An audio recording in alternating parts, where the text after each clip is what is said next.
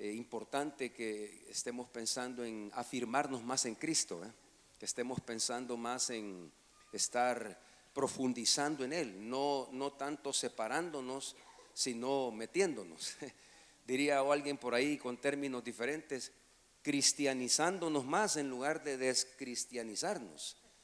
En lugar de ir hacia afuera, estamos yendo más adentro de Cristo. Amén. Ese sería el enfoque cuando estamos trabajando en nuestras raíces intencionalmente. Recuerde que esto no es un sentir, no es un momento de avivamiento, no es un chispazo, no, es algo que se trabaja, que es parte de nuestra vida, el involucrar o dar tiempo para poder establecernos en la verdad.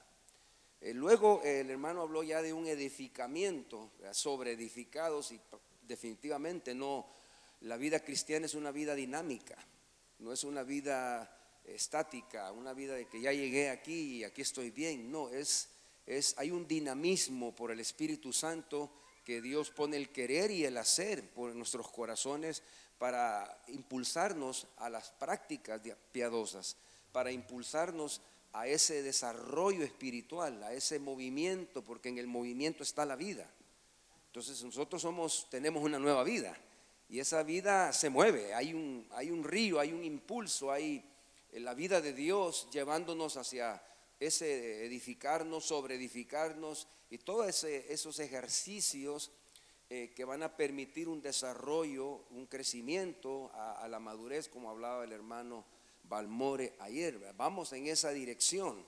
Es impresionante el testimonio del apóstol Pablo, que está diciendo: no lo he alcanzado ya. Y sí estaba adelantado este hermano. Pablo definitivamente es un modelo de un cristiano maduro, pero qué sencillez de él poder decir a esas alturas: no lo he alcanzado, tiro todo atrás y sigo. Entonces él tenía clara que la meta no es un privilegio, no es un ministerio, no es cualquier otra cosa en la iglesia. La meta es ser como Cristo. Y obviamente nos han dado todos los recursos para eso. Tenemos la palabra, los recursos de gracia, los pastores. Nosotros somos colaboradores de Dios, ¿verdad? Colaboradores de Dios, dice Pablo, somos colaboradores de Él y estamos colaborando en guiar al pueblo a la madurez. Estamos guiándoles a través de los recursos de gracia y de la gracia que Dios ha puesto en cada pastor para que el pueblo de Dios tenga ese soporte en ese desarrollo espiritual estable y por supuesto buenas raíces. Ahora llegamos al tope, llegamos, y por eso es el último tema, porque hoy estamos ante la realidad del fruto. Ya vimos raíces, vimos crecimiento, desarrollo, y ahora llegamos a la parte de la fructificación, que es el gran propósito divino.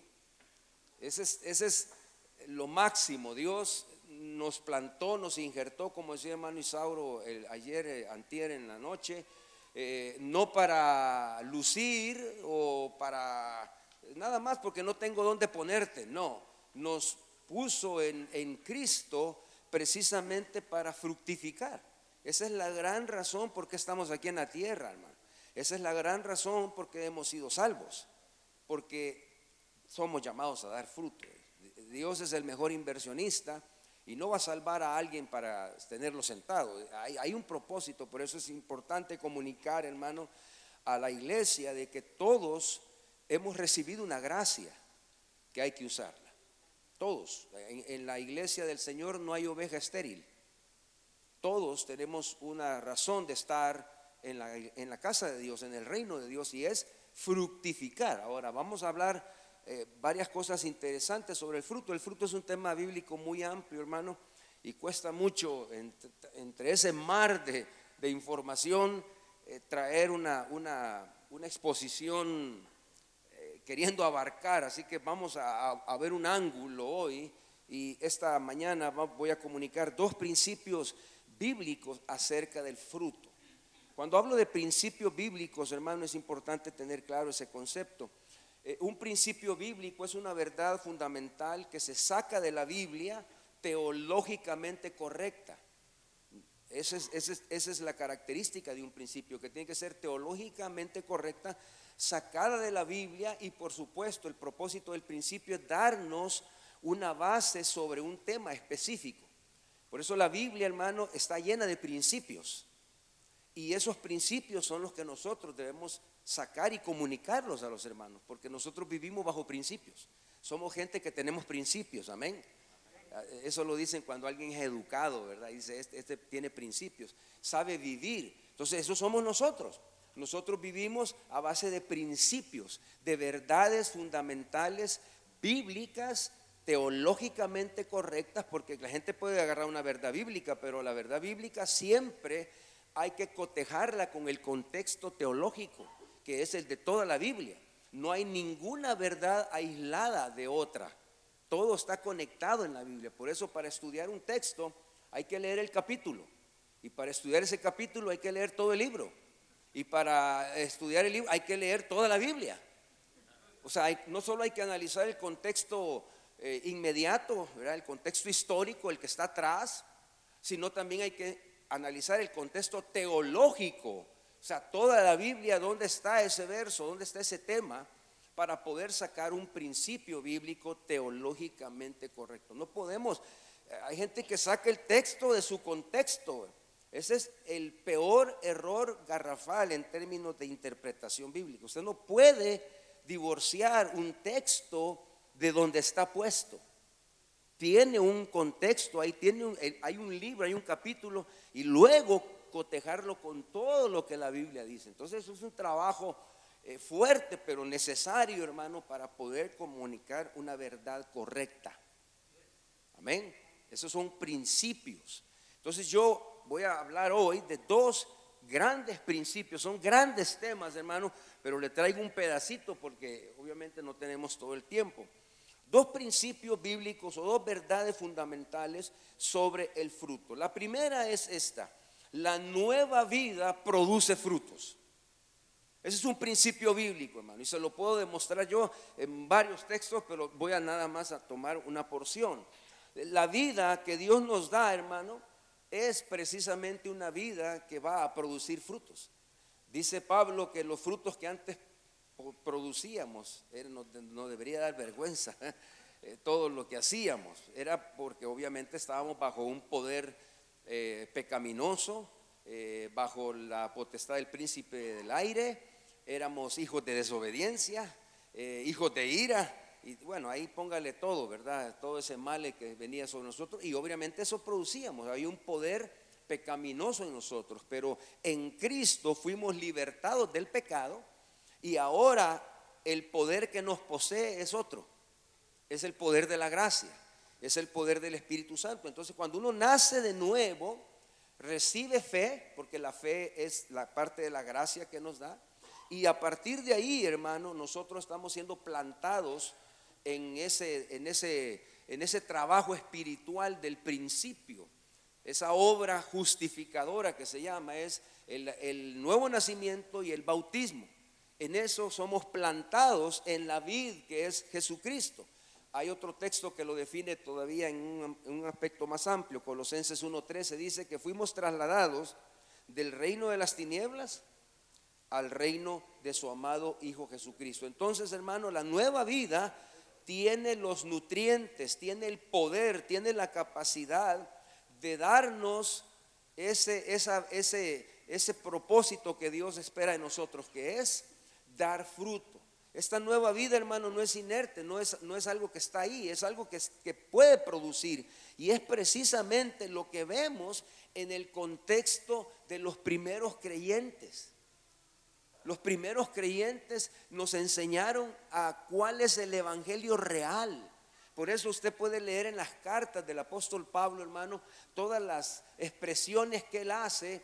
Ya vamos a ver una, pero es bien interesante que hasta en los saludos, yo no sé si usted ha estudiado los saludos de las cartas, que parecieran que como que Pablo no tenía que hacer, pues voy a saludar a los hermanos, ahí les voy a llenar el espacio que me quedó aquí en el papel.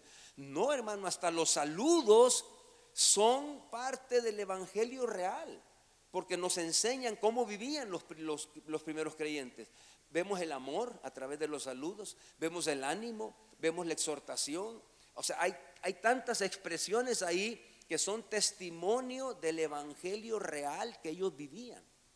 Por eso quedaron todas esas expresiones ahí de mensajes, de saludos, de recomendaciones. Entonces, hermanos, vamos a la carta a Romanos 7:4 para poner una base. Estoy en un contexto teológico, por supuesto, estoy sacando un principio de toda la Biblia. No tengo un texto particular, pero sí le quiero comprobar que la nueva vida produce frutos. Romanos 7:4, hablando de la obra salvadora, dice el apóstol Pablo. ¿Lo tiene, hermano? Ayúdenme porque el tiempo tenemos que avanzar. Romanos 7:4. Por tanto, hermanos míos, también a ustedes se les hizo morir a la ley por medio del cuerpo de Cristo, para que sean unidos a otro. Ahí está, hubo un cambio de naturaleza. Ya no pertenecemos a donde estábamos, ahora hemos sido unidos a Cristo, estamos sembrados en Cristo. ¿Y qué dice? Para que a aquel, dice, unidos a otro, a aquel que resucitó de entre los muertos, a fin de que llevemos fruto para Dios. O sea, desde el momento que está hablando de un traslado espiritual, de un nuevo nacimiento, está ya dándonos a entender que esa nueva vida es llamada para producir frutos. Entonces, hermano, esto lo vemos aquí, pero también lo vemos ya con más detalles en las cartas. Pablo establece, en la teología de Pablo, que es una teología bíblica, él establece que el fruto es una prueba de la fe verdadera. Si alguien realmente tiene la fe verdadera, va a tener obras. Eso dice Santiago. La fe sin obras es muerta. La fe verdadera es viva y es la que tiene frutos. Entonces, prácticamente, hermano, la presencia del Espíritu Santo en el creyente hace que produzca. Hay una nueva vida, hay un poder que va a manifestarse a través de los frutos. Entonces, vaya conmigo a Colosenses. No vamos a estudiar hoy Colosenses, ayer fue el tema de las raíces, pero acompáñenme y vea usted cómo Pablo, esto lo hace en varias cartas, pero voy a tomar esta de modelo, en Colosenses capítulo 1, versículo 3, del 3 al 6, oiga lo que dice la palabra del Señor. Damos gracias a Dios, el Padre de nuestro Señor Jesucristo, orando siempre por ustedes. Dice las Américas, pues hemos oído de su fe en Cristo Jesús, del amor que tienen para todos los santos, a causa de la esperanza reservada para ustedes en los cielos. De esta esperanza ustedes oyeron antes en la palabra de verdad, el Evangelio, y ahí pues ya habla de la obra de Epafras. Vea usted, aquí está destacando que la manifestación de que ellos eran verdaderos creyentes es que ellos tenían fe en Cristo, tenían amor y ya estaban entendidos de la esperanza. O sea, ya era gente que tenía la esperanza de recibir el reino de Dios. Entonces, esto es muy común en Pablo, lo dice aquí, lo dice también en los tesalonicenses. O sea, está mostrando que la nueva vida se evidencia. Lo voy a decir de otra manera. Si alguien es cristiano, esta es una manera propia de decirlo. Si alguien es cristiano, por algún lado se le tiene que ver. O sea, es imposible que alguien diga que es cristiano y no tiene ningún fruto de la fe genuina en Cristo. Entonces, ese no es cristiano. Hoy tenemos un gran lío con eso, hermano. Uno de los grandes problemas que tiene la iglesia cristiana hoy es definir quién es un cristiano. Hoy estamos en una crisis, hermano. Hoy hasta los testigos de Jehová se llaman cristianos. Sí, no sé si les conté aquí, pero hace años en un viaje a Italia pasé a ver a un hermano a España y pasando ahí fuimos a caminar al pueblito. Y le tomé una foto, ahí la tengo en mi teléfono. Decía, Salón del Reino de los Testigos Cristianos de Jehová. O sea, ya son cristianos también ellos. Yo no lo sabía. Entonces, Una de las más grandes crisis que está enfrentando la iglesia evangélica hoy es que no sabe definir quién es un cristiano. A todos les decimos cristianos, hasta a los que no son convertidos, hermanos, les decimos. Entonces aquí está, una de las marcas de un verdadero cristianismo es alguien que ha sido trasladado del reino de las tinieblas al reino de la luz, y por gracia y por naturaleza de este reino, esa vida tiene el poder para dar fruto. Se le tiene que ver por algún lado, hermano. Tiene que haber un impulso, por muy pequeño que creamos, pero tiene que haber una tendencia a las cosas espirituales. Y aquí Pablo está diciendo, ellos tenían fe, era una fe real. ¿Por qué? Porque tenían amor por los hermanos. Vaya, ese es un fruto de un verdadero creyente. Si alguien no ama a los hermanos, no es creyente, no tiene el mismo espíritu, entonces no ha entendido la gracia, porque cuando entendemos la gracia, todos estamos en el mismo nivel, todos somos lavados por la misma sangre, todos fuimos rescatados por el mismo Padre, todos tenemos el mismo Salvador. Entonces, ¿qué nos queda? Amarnos naturalmente, naturalmente. Entonces, oiga, interesante, porque dice que tienen amor por todos los santos. O sea, en la obra regeneradora produce fruto. Hay fe, hay amor y obviamente hay esperanza. Le cambia la visión del futuro al creyente porque ya es cristiano y ha entendido la gracia de Dios. También lo vemos en los tesalonicenses. Dice que dejaron a los ídolos para servir al Dios verdadero. 1 Tesalonicenses 9 y 10. Entonces definitivamente ellos, un cambio radical. Ese fue todavía más poderoso en el sentido de que en esos pueblos idólatras, mucha presencia idólatra. Entonces ellos, dice que dejaron sus ídolos, se convirtieron de los ídolos a Dios, dice, para servirle. Entonces se da cuenta, la nueva vida impulsa a un cambio, es parte de un fruto que Dios hace en el nuevo nacimiento. Entonces, hermano, ahí está una marca para ayudarle a tener una luz bíblica acerca de quién es un verdadero cristiano. A veces están en las iglesias, levantan las manos, porque eso es fácil, la influencia de las masas, ¿verdad? Todos hacemos, levantar las manos, y hasta aprenden el léxico cristiano. Dios le bendiga, bendiciones, bendecido, y ahí todos esos términos. Pero óigame, si no hay frutos, no es cristiano. No es cristiano. Amén. Entonces, establezcamos el principio otra vez. La nueva vida produce frutos. Todo creyente nacido nuevo tiene marcas, tiene evidencias, tiene testimonios, tiene frutos de su conversión. Esa fe lo hace vivir diferente, porque si no sería una fe religiosa como cuando estaba usted o yo en el catolicismo, ¿verdad? Esa era una fe religiosa, era una fe de domingo, una fe de misa, una fe de hacer algo para ganarme, hermano. Pero ¿cuál era el cambio? Saliendo de la iglesia, ¿dónde está? Y el carácter igual, la misma vida perdida. Es una fe religiosa, pero la fe cristiana es una fe viva que produce un cambio, y ese es el fruto que tiene en sí misma. Bueno, entonces ahí está un principio, hermano. Ahora vamos al segundo principio que quiero comunicar en esta mañana, y es que la permanencia en Cristo produce frutos. Ya estamos arraigados en el olivo, ya estamos plantados en Cristo. Entonces, hermano, una vez que estamos en el reino de Dios, ¿verdad? Ya se empezaron a dar los brotes de la nueva vida. Ahora ese creyente no va a poder dar fruto en la carrera cristiana si no permanece en Cristo. Esa es una verdad bíblica. La permanencia en Cristo produce frutos. O sea, si aceptó a Cristo y tiene nueva fe, va a haber fruto.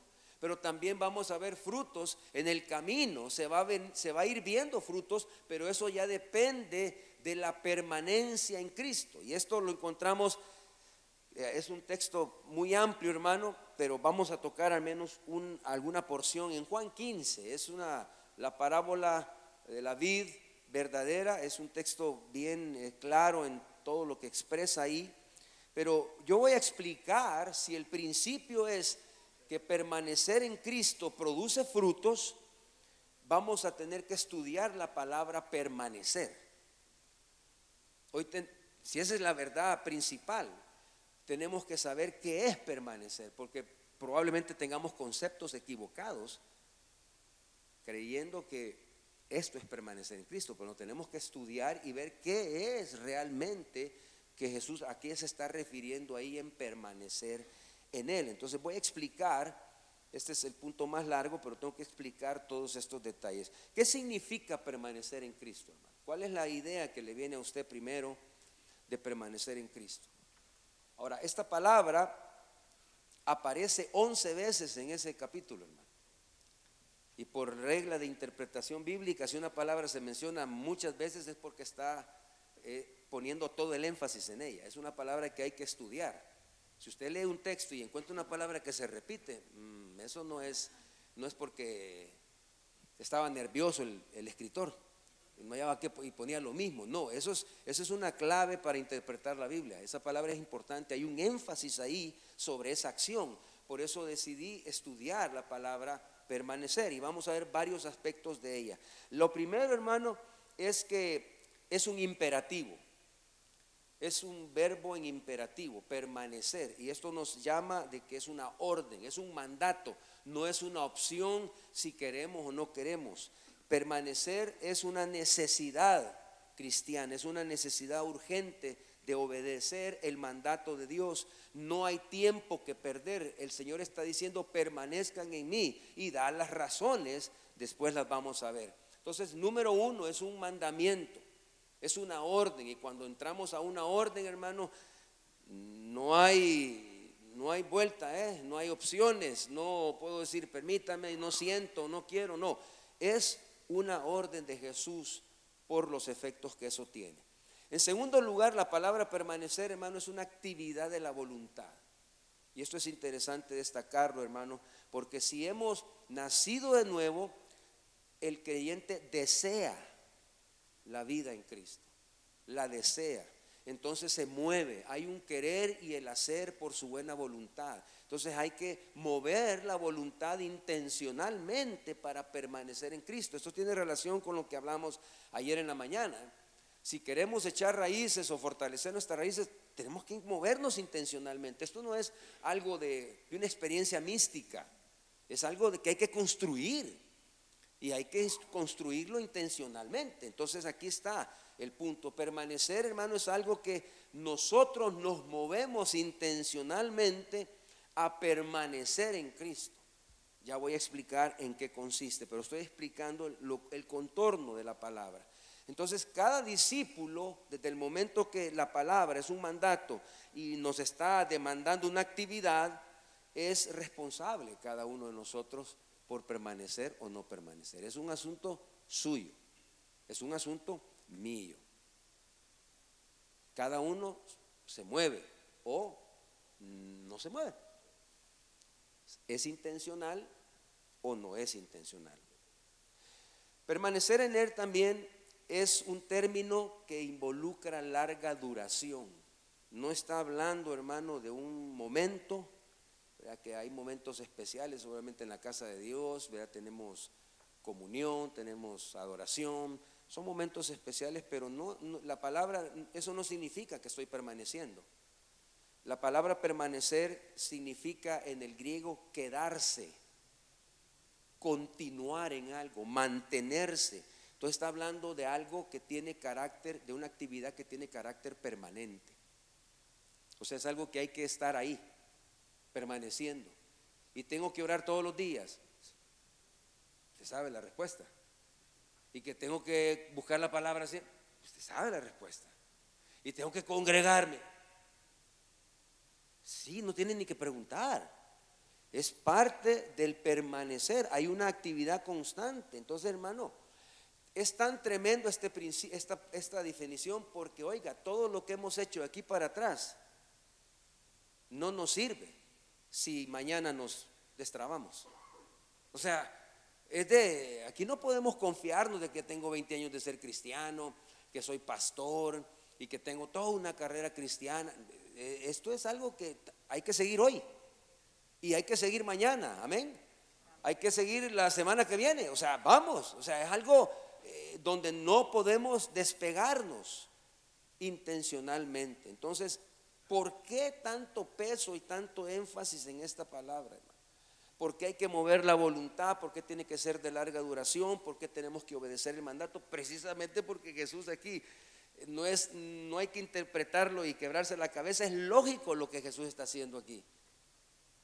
¿Lo puede ver usted en Juan 15? Leámoslo. Juan 15 del 1 al 6. Yo soy la vid verdadera y mi Padre es el labrador. Todo sarmiento, dice la versión Américas, usted creo que dice pámpano. Todo sarmiento que en mí no da fruto, lo quita. Y todo el que da fruto lo poda para que dé más fruto. Ustedes ya están limpios por la palabra que les he hablado. Otra vez, permanezcan en mí y yo en ustedes, como el sarmiento no puede dar fruto por sí mismo si no permanece en la vid, así tampoco ustedes si no permanecen en mí. Yo soy la vid, ustedes los sarmientos. El que permanece en mí y yo en él, este da mucho fruto, porque separados de mí nada pueden hacer.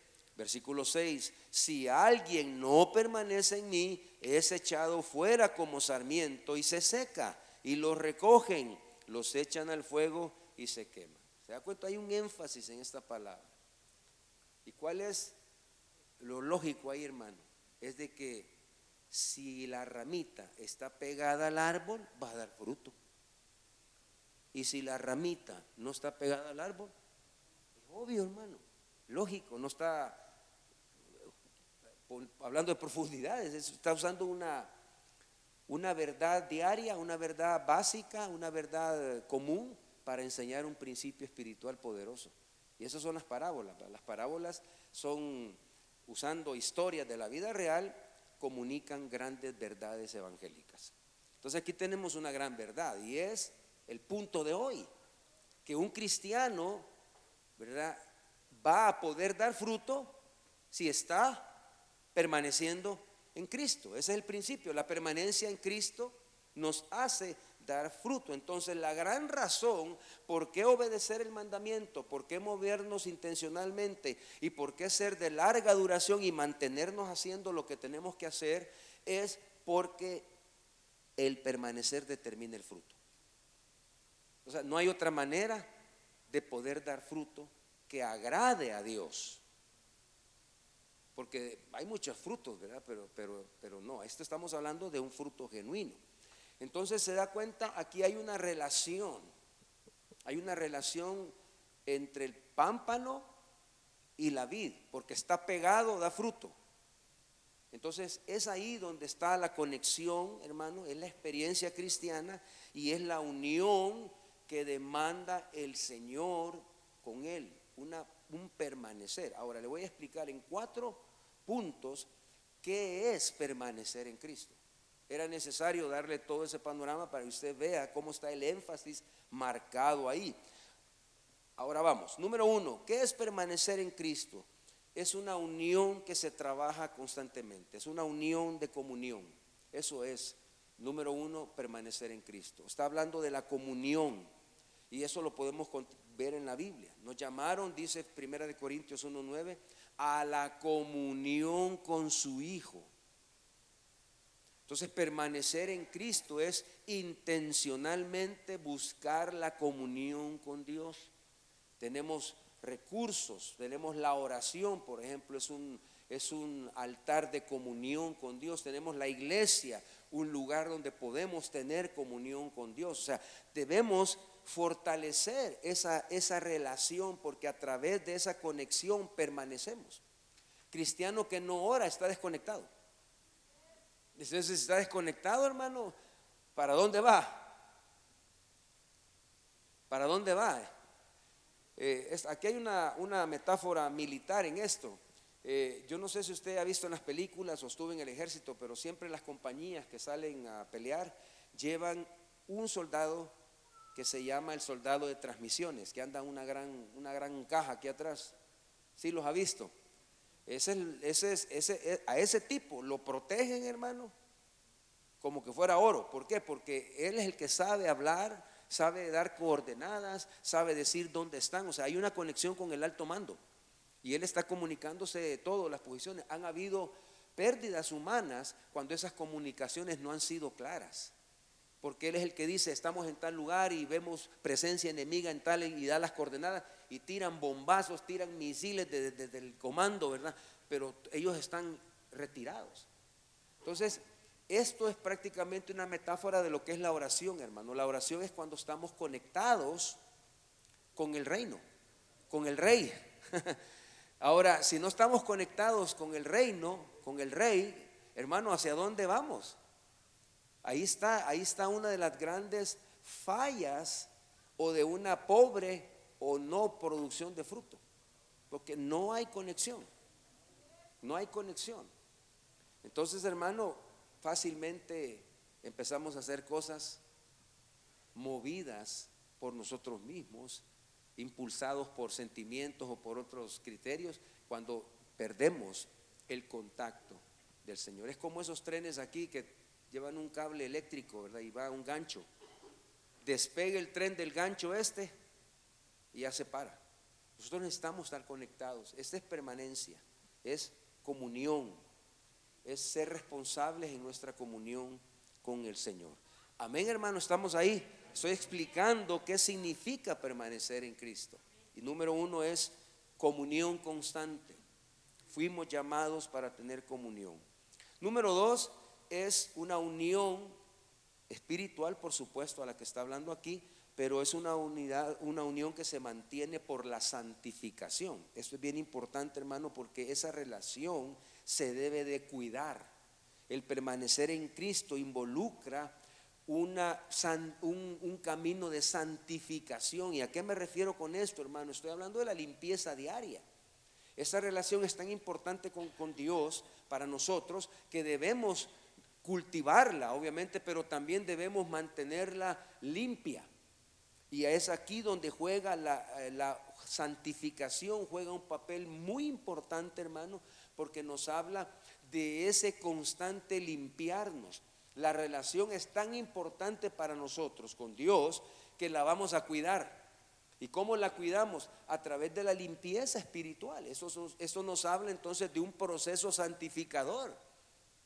El permanecer en Cristo significa que nos estamos santificando. Amén. Santificando. ¿Qué es santificarnos? Limpiarnos. No podemos tener una vida que está permaneciendo en Cristo y ensuciándonos y ensuciándonos y ensuciándonos y nunca nos limpiamos. Obviamente todos somos pecadores, pero el Señor nos ha dado los medios de gracia para santificarnos. Y ahí está la oración de confesión de pecados, el apartarnos del mal. O sea, el cristiano que permanece cuida esa relación por medio de la santificación. Ahora, para comprender un poco más esto de la santificación, hermano, la vida cristiana desde el principio hasta el final está determinada en 3 grandes partes teológicamente. La primera es la justificación, que es donde se hacen todas las obras de gracia del nuevo nacimiento, y termina en el bautismo, toda la justificación. De ahí, oiga, de ahí toda la carrera cristiana es santificación. Es la parte más larga de la vida cristiana, porque lo que estamos esperando ya es la glorificación, que es la última, que el Señor va a venir y nos lleva. Terminó el asunto, terminó todo, hermano. Ahí terminó, pero ahorita de aquí, de donde usted creyó, hasta hoy estamos en la etapa de santificación. Y si el Señor se tarda 10 años más, esa etapa va a ser santificación. Entonces la iglesia o el pámpano que quiere dar fruto debe estar manteniendo su relación, santificándose. Eso es permanecer en Cristo. Limpieza. Somos atacados por el pecado, tenemos la realidad del pecado en nosotros, entonces hay que estar, si vamos a permanecer, debemos estar santificándonos. Y eso de santificarnos, hermano, no solo es una actividad divina, es responsabilidad nuestra. Hay gente que le dice, santifícame, Señor. No, no, mire, ya está apartado usted, ahora apártese. Queremos, o sea, a veces le tiramos a Dios las responsabilidades que son nuestras. Cámbiame, Señor. Cambia tú. ¿Qué está esperando? ¿Que pase algo? No, ya sabe, tiene la palabra, tiene los consejeros, tiene las verdades. Entonces ya es tiempo de proceder. Entonces la santificación, hermano, el Espíritu Santo nos impulsa, pero es parte de nuestra voluntad que se mueve también. No va a pasar algo espectacular para santificarme. No, es algo que nosotros somos responsables de doblar nuestra voluntad y apartarnos del mal. No nos va a apartar Dios. Aún en la oración del Padre Nuestro dice, líbranos del mal, pero nos ha dado sensores, nos ha dado capacidades para poder detectar el mal. Entonces el cristiano que se está santificando se aparta, se aparta. Entonces eso es permanecer en Cristo. Número 1, comunión constante. Número 2, santificación constante. Se está limpiando. Hay que hacer una buena limpieza, hermano. Acuérdese de los mascones con los que nos bañaban nuestros mamás y papás. Allá en El Salvador había unos que hasta como que era alambre, hermano. Rascaste ahí, pasale, porque uno todo sucio, ¿verdad? Hoy hay unas esponjas que son más livianas, ¿verdad? Como que es plástico, qué sé yo. Pero óigame, hermano, ¿cómo se baña usted? Buena pregunta, ¿verdad? ¿Es bañadita de 1 minuto? ¿O se detiene y toma el tiempo necesario? Obviamente no es bueno también gastar mucha agua. Me van a aplaudir los de la comunidad ahorita. Entonces tenemos que ser cuidadosos, pero se supone que hay que hacer un buen baño.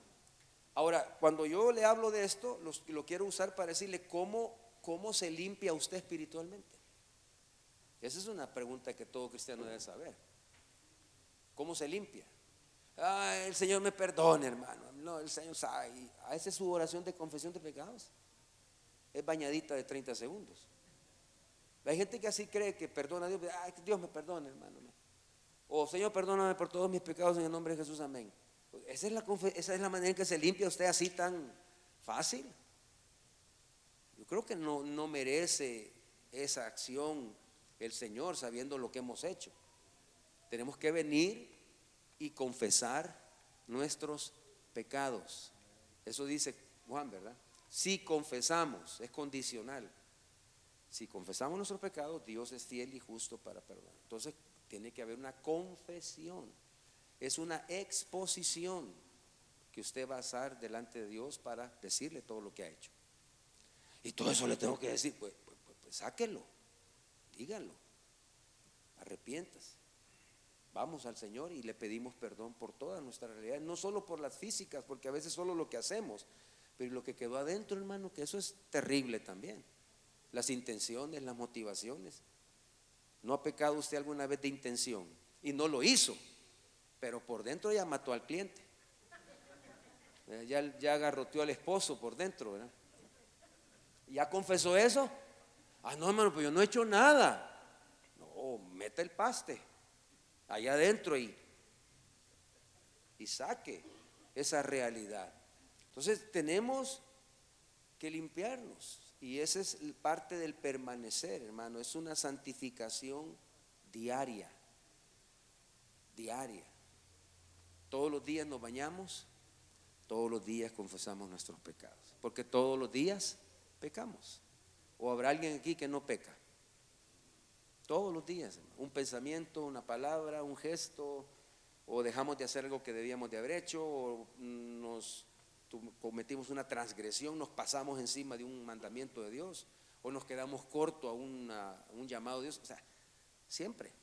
Así que ahí tenemos que estar luchando contra el pecado, porque el pecado es engañoso, y si no lo tratamos bien, hermano, nos va a llevar al endurecimiento, dice Hebreos 3, 13 y 14.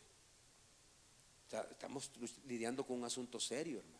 Entonces hay que saberlo tratar con una limpieza exhaustiva del pecado.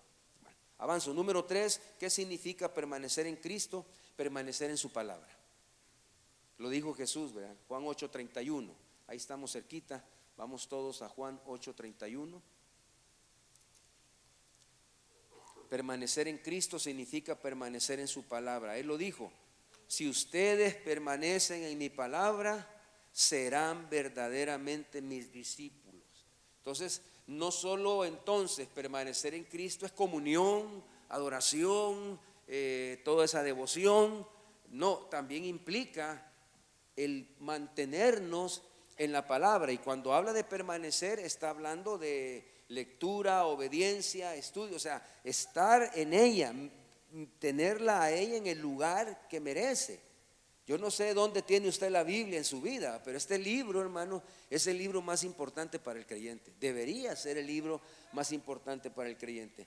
Ahora, lamentablemente, hermano, alguien dijo un día de que es el libro que tiene más polvo en las casas. ¿Verdad? Porque lo llegamos a tirar el domingo después del culto. Y el siguiente domingo, la Biblia, ¿dónde está la Biblia el domingo pasado? Tráemela ahí.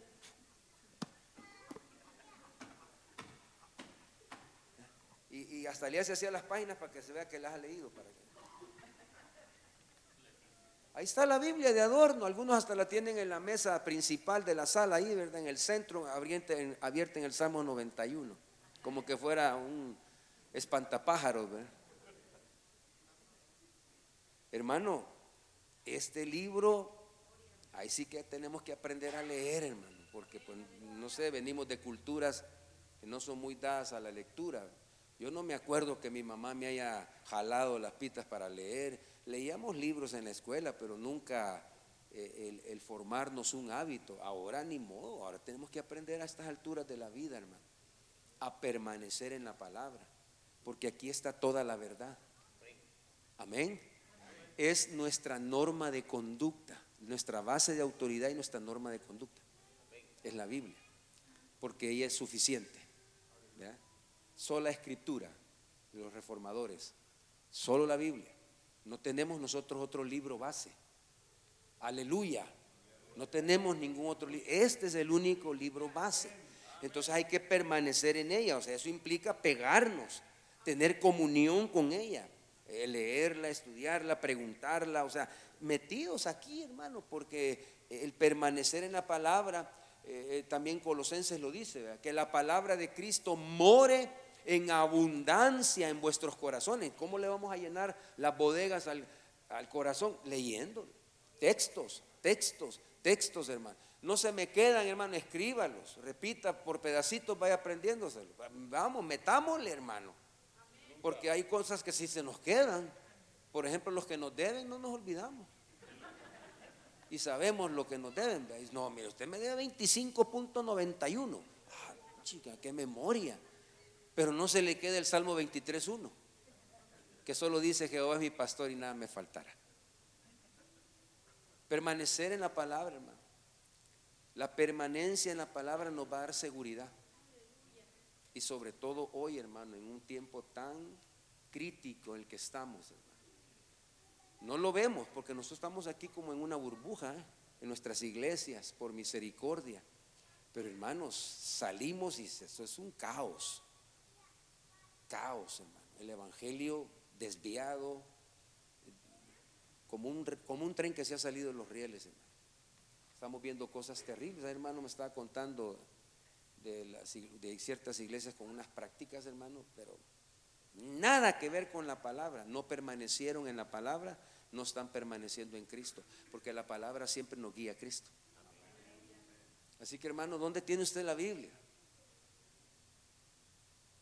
¿O cuántas tiene? Por lo menos debería tener unas 3 para leer, ¿verdad? Y, o sea, hay tantas Biblias bonitas, pasta de esto, hasta el color que quiere, vaya. Hoy las han puesto de tantas formas.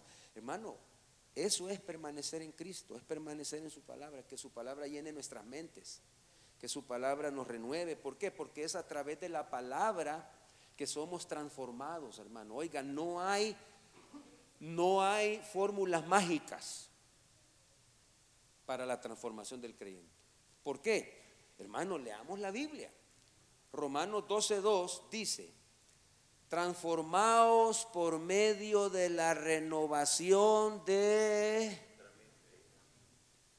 de esto, del entendimiento, para que así puedan comprobar cuál es la buena, agradable y perfecta voluntad de Dios. Entonces, transformado, está hablando, la palabra ahí es metamorfosis.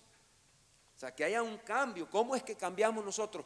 Por el anuncio de la verdad, por el entendimiento de la verdad.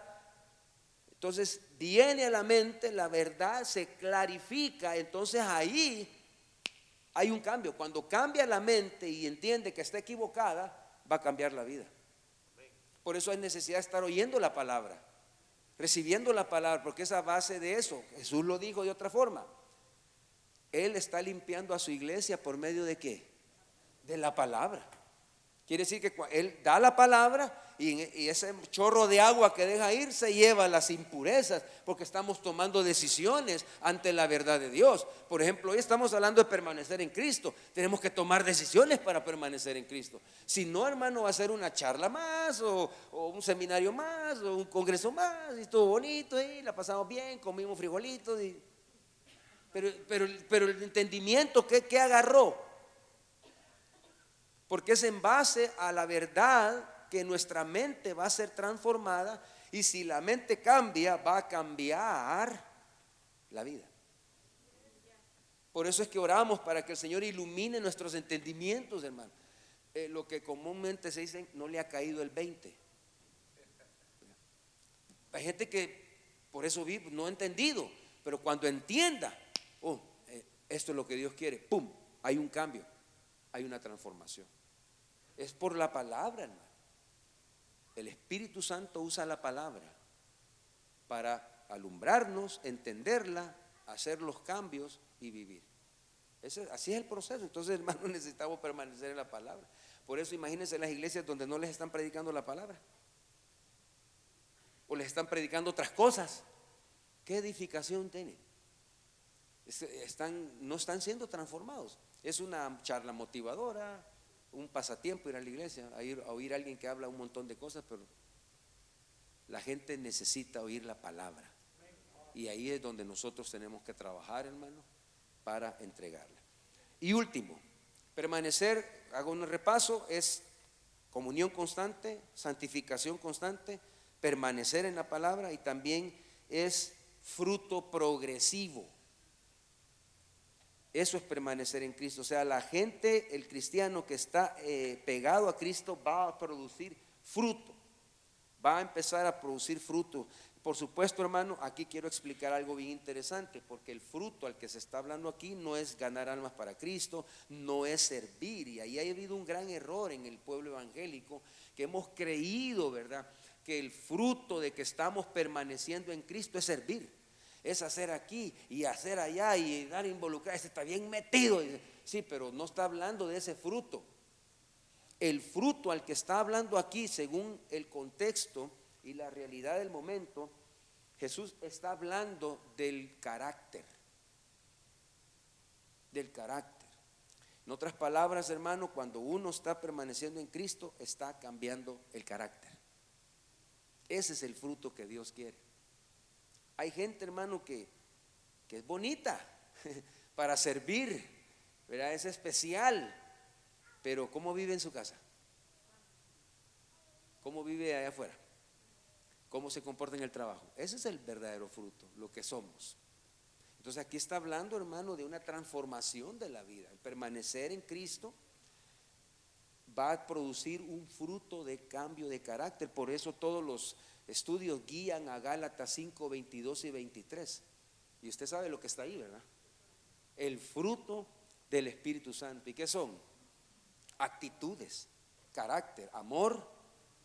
A ver si se los puede, hermano, si ha leído la Biblia usted. Vamos a hacer un repasito si permanece en la palabra. A ver, dígame los 9 frutos del Espíritu.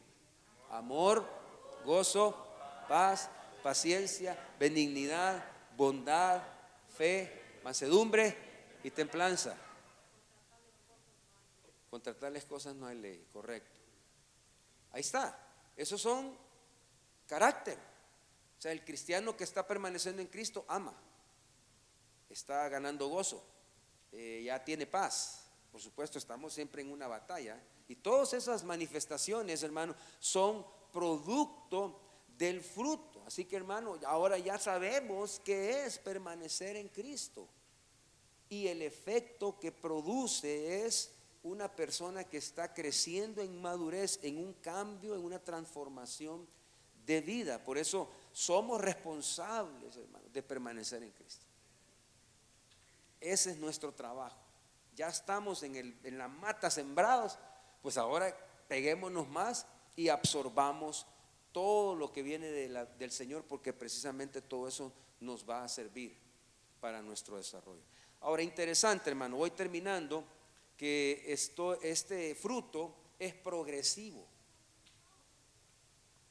Eso significa que conforme vamos creciendo y caminando en el Señor, deberíamos de ir progresando, hermano. Vamos a ser bondadosos. ¿Han habido cambios en los últimos 3 años de su vida cristiana? ¿O sigue la misma historia, verdad? Hermano, el mismo problema, hace 5 años ahí lo tengo, no ha cambiado.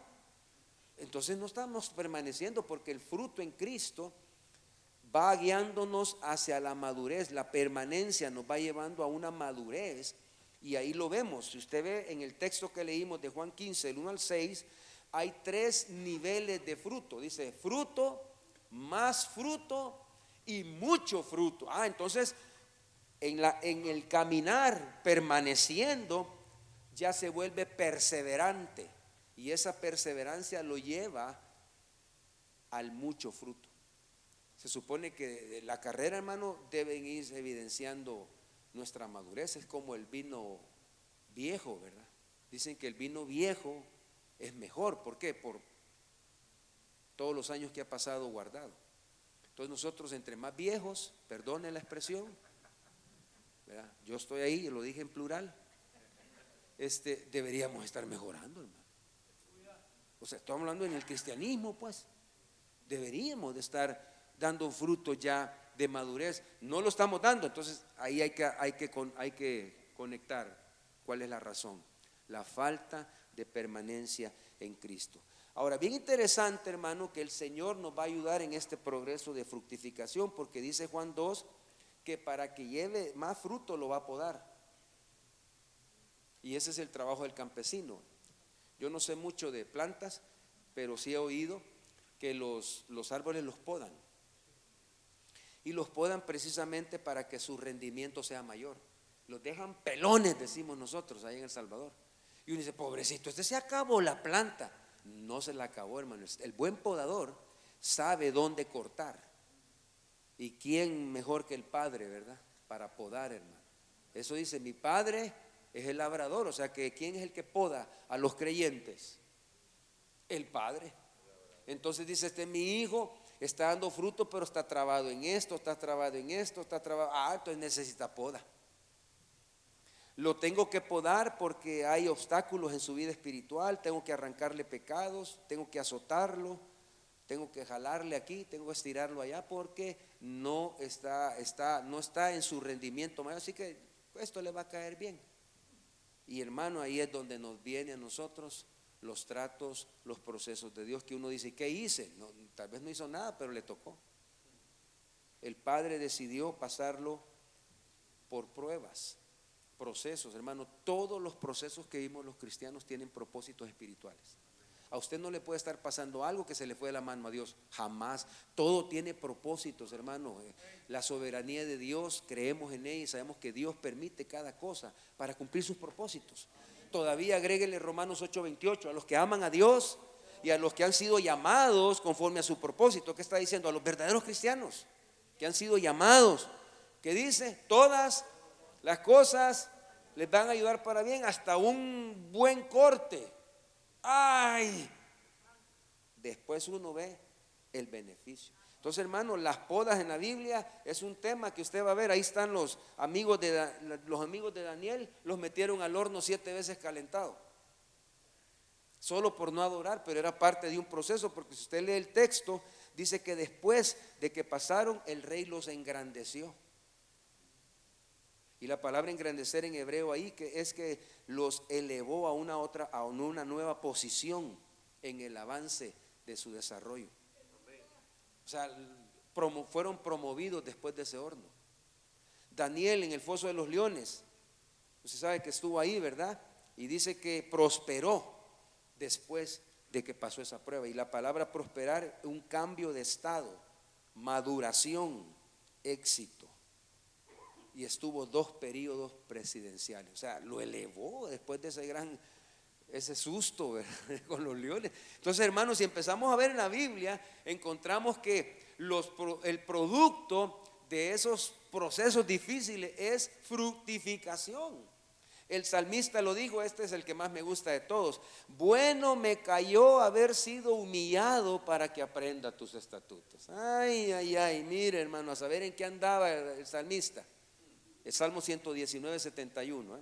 Algunos creen que fue David el que lo escribió, otros que no, pero el que se haya sido, bueno me cayó haber sido humillado para que aprendas tus estatutos. Entonces, a través del sufrimiento, a través de esa vergüenza o humillación, le cayó el 20. Oiga, Dios puede permitir que alguien nos humille. Probablemente sí, para que reaccionemos y eliminemos el orgullo, que es uno de los elementos que no nos deja fructificar. Entonces vamos a pasar, mire, el Hebreos 12:11 dice: ninguna disciplina parece ser causa de gozo al principio, sino de tristeza, pero después da fruto apacible de justicia a los que pasaron por ella. Vaya, hermano, aún hasta la disciplina, hermano, dice que nadie se debe desanimar si el Señor le da un varazo, dice. No te desanimes, dice, cuando seas disciplinado por el Señor, porque el Señor al que ama, disciplina, y azota al que toma por hijo. Entonces va a haber azote, va a haber algo, va a haber un trabajo, pero véalo con una mente espiritual. Por eso necesitamos permanecer en la palabra y ver que Dios está trabajando. No me quiere matar, no me quiere acabar, no, está trabajando en mí para que yo dé más fruto. Por eso son necesarias todas las experiencias que pasamos, aún pruebas de enfermedades, cosas que Dios permite, desde lo más pequeño hasta lo más grande, está bajo el control de Dios. Y ahí es donde también va Dios labrando, va barriendo, va quitando, y se supone que debe salir uno diferente. Ya no volvamos por otro, hermano. Que nos quede clara la lección. Job entendió al final y dijo: me aborrezco, me arrepiento en polvo y ceniza. Mire hasta cuándo entendió. Después de una larga faena de procesos, Dios quería llevarlo del nivel que tenía a otro nivel, para que diera más fruto del que ya estaba dando. Entonces, hermanos, vamos a ser procesados. Anímese. No lo quiero decir con tristeza, porque esa era la palabra que animaban a los creyentes en el primer siglo. Es necesario que a través de muchas tribulaciones entremos en el reino de los cielos. Así que es normal que vamos a pasar aquí todo un montón de cosas que nos pasan, pero hermano, tengamos una mente espiritual. Señor, ¿qué me estás enseñando? Señor, quiero aprender. Señor, ¿qué debo de dejar? No pensemos en por culpa de este me vino la cosa. Mi esposo va a estar en pecado por eso. No empiece a ver para afuera, hermano, hay que ver para adentro. Porque Dios quiere que fructifique. Aleluya. Termino. Ya vengo terminando de hace rato, hermano, pero es que es de estándar, voy compresionando. Hoy sí termino, hermano. La parte, pues, que no quisiéramos oír, pero está ahí y hay que hablar de ella. Ya vimos que la clave, el principio era la permanencia en Cristo produce fruto. No hay que explicar más, ahí está. Pero oiga, el Señor menciona lo que puede pasar en el caso contrario. Si alguien no permanece, pues no va a tener fruto. Y esa es la cualidad de mucha gente, hermano, que hace nada más una pantalla de que está sirviendo, de que está permaneciendo, pero en realidad no está permaneciendo. Y eso es lo que dice ahí: sin mí nada pueden hacer. Y se puede inventar uno hacer muchas cosas, hermano, pero en realidad es la permanencia la que garantiza el fruto. Ahora, al final dice, el pámpano que en mí no permanece será quitado. Lo van a cortar, lo van a secar y lo van a quemar. O sea, está hablando de gente que nunca produjo el fruto verdadero. Pudo haber hecho muchas cosas en la iglesia, pudo haber tenido privilegios, pudo haber sido, pero si no tiene el fruto de la comunión, de la permanencia en la palabra, de la transformación del carácter, hermano, mucha gente se dedica solo a servir, pero en su hogar está destruido. Entonces, a veces nos encerramos en el servicio y creemos que por eso estamos permaneciendo en Cristo, pero no, hermano, cuidado. Tenemos que concentrar nuestra vida en el cambio que Dios quiere, que eso es más importante que cualquier otra cosa, que usted y yo seamos transformados, porque si somos transformados va a cambiar lo demás, nosotros vamos a vivir diferente. Entonces, hermano, este asunto del servicio, hay gente que lo toma como que es la base de su espiritualidad, y el servicio no es la base de la espiritualidad. La base de toda fuerza espiritual es permanecer en Cristo. Entonces puede dejar los privilegios. No estoy hablando de eso. Solo deje de verlos como que usted está llenando la cuota con eso. La gente dice, ya serví, esa es mi devoción. No, su devoción es ahí en la casa, leyendo la Biblia, orando, conectándose con la verdad. Esa es la verdadera devoción. Esto es un fruto que debería ser efectivo porque estamos permaneciendo en Cristo, pero no lo es todo, hermano. Así que por favor no caigamos en ese sutil engaño de creer que porque estoy sirviendo soy una persona espiritual. Y les decimos a todos que sirvan, y hay gente que hasta deja su casa por servir y dice que ha entregado el hermano. No, lo vamos a matar, hermano. Tiene que trabajar su vida. Entonces hay que tener un balance, hay que pensar en las demás responsabilidades que tiene, pero no cubrirnos con la fachada del servicio. Ahora, esto de cubrirnos está ahí porque Judas no estaba en ese discurso, hermano, cuando Jesús está hablando de la vid. Y cabal, él era ese pámpano que no permaneció en la vid y que fue cortado. Pero óigame, anduvo con Jesús 3 años y medio, sí, pero la hizo, era un buen actor, hermano. Era un buen actor. No estaba pegado. Entonces ahí en la Biblia tenemos varios, tenemos a Demas también, ¿se acuerda de Demas?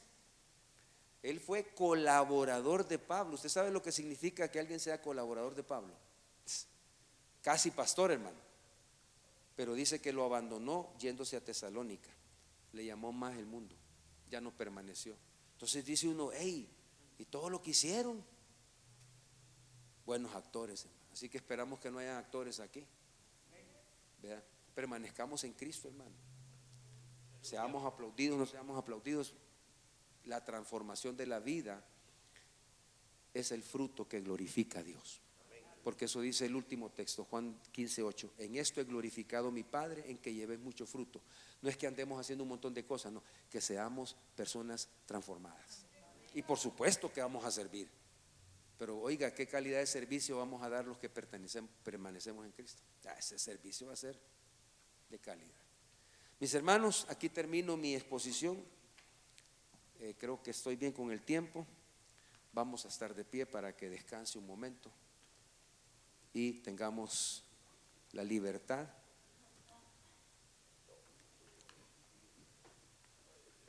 de buscar al Señor, hermano, un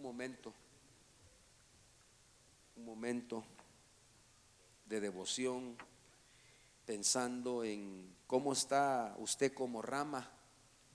¿Está pegado? Peguémonos más. Permanezcamos en el Señor. Hay que tomar decisiones, hermanos, principalmente los que estamos en el ministerio. Urge, ¿verdad?, que los ministros estemos buscando al Señor. Yo sé que algunos trabajan y oramos por ustedes, hermanos que trabajan en lo secular. Oramos por ustedes, que el Señor les dé doble fuerza, porque después de llegar cansados del trabajo van a preparar sus temas.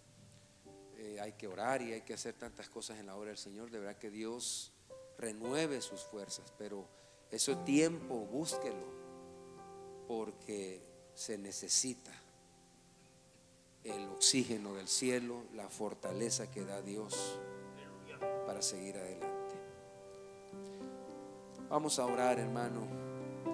Levante su corazón al Señor y hagamos un análisis de nuestra calidad de permanencia, cómo está, si es algo que se hace nada más eventualmente o es algo que ahí está constante. Hoy es momento para fortalecer la oración, la palabra, las bases básicas del evangelio, hermano.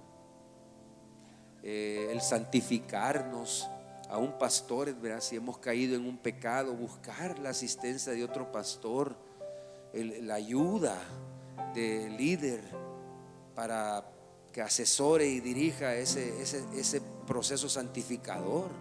Necesitamos lavarnos, hermano. No podemos estar pegados a la vid con pecados ahí que estorban esa conexión vital. Es la relación más importante de nuestra vida, la relación con Dios. Fortalezcámosla hoy, hermano, a través de una decisión.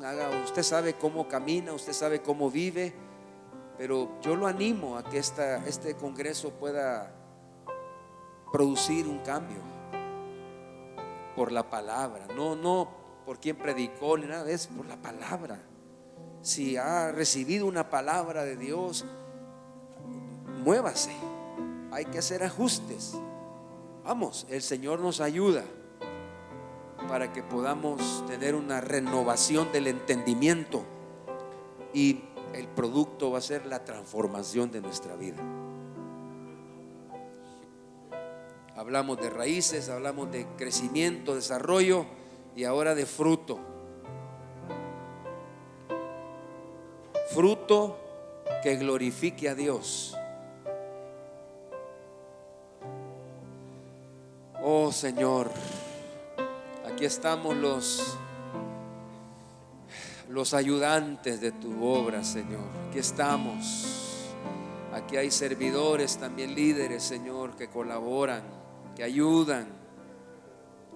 Bendito Dios, venimos hoy con súplica, con ruego ante esta realidad que nos demanda tu palabra de una vida permanente, conectada contigo.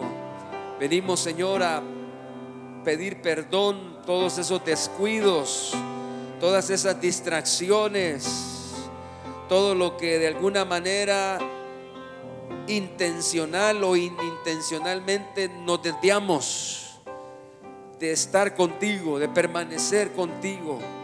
Perdónanos, Señor. Venimos a pedir auxilio, a pedir socorro. Que la bendita gracia que nos has dado, Señor, nos despierte el entendimiento para hacer ajustes, cambios en nuestro modo de vivir, en nuestro modo de proceder. Dios Todopoderoso, danos luz para poder comprender las verdades que debemos vivir y agradarte, darte el fruto que te corresponde, Señor. Oh Dios, perdónanos por no responder a tu gracia como mereces. Perdónanos, Señor, por no responder consecuentemente a tanta gracia, a tanto amor que nos das, a tanta paciencia y misericordia. Perdónanos, Señor, pero no queremos estar así siempre, queremos cambiar.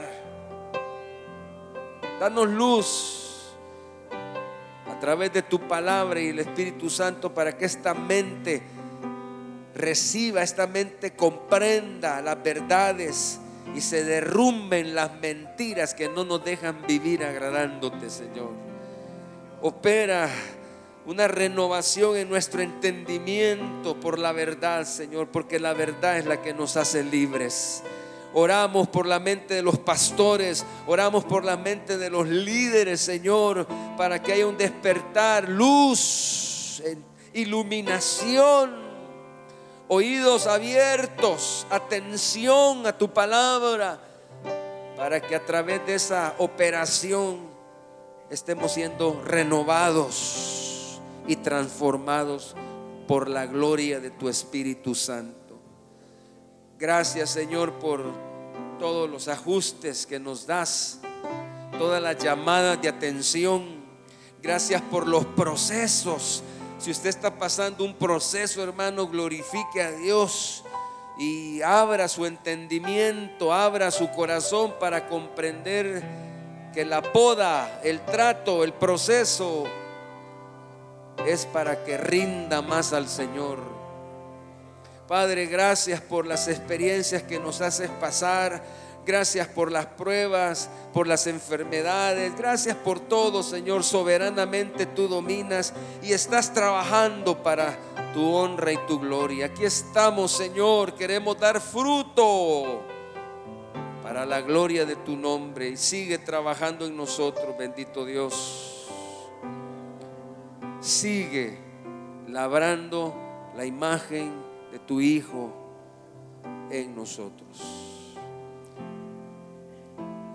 Gracias, Señor, por tu misericordia que nos ha traído hasta hoy, y oramos para que sigas obrando en esta misión, en esta área aquí en los Estados Unidos, Señor, en cada pastor, cada líder. Oramos por fortaleza espiritual. Creo que podemos orar, hermano, unos por otros. Tomémonos un momento antes de dar el tiempo a mi hermano Balmore. Pastores, oremos unos por los otros, oremos por nuestras ayudas. Oremos por las hermanas, busquen una hermana para orar por ellas. Esposas de pastor, ¿por qué no tomamos un momento para orar unos por otros? Aleluya. En el nombre de Jesús. Oremos, hermanos. Que no se quede nadie, hermanos, por favor ayúdenme. Que no se quede nadie sin que reciba hoy una mano que llega ahí al hombro a orar por ti, por usted.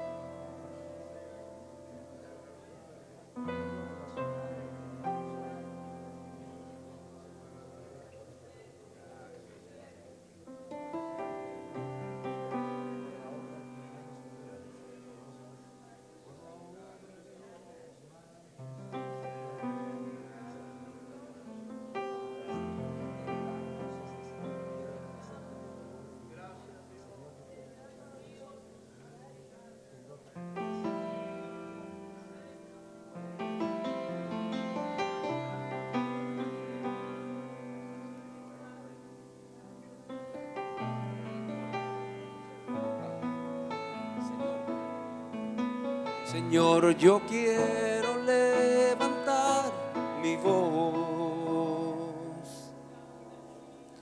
Quiero agradecerte por tu obra en mi vida. Señor, confío en tu gran amor. amor. Solo tú eres Dios eterno, solo tú transformas mi ser. Démosle gracias al Señor. Señor, yo quiero levantar mi voz.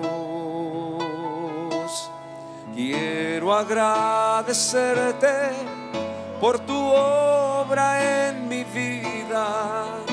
Señor, confío en tu gran amor.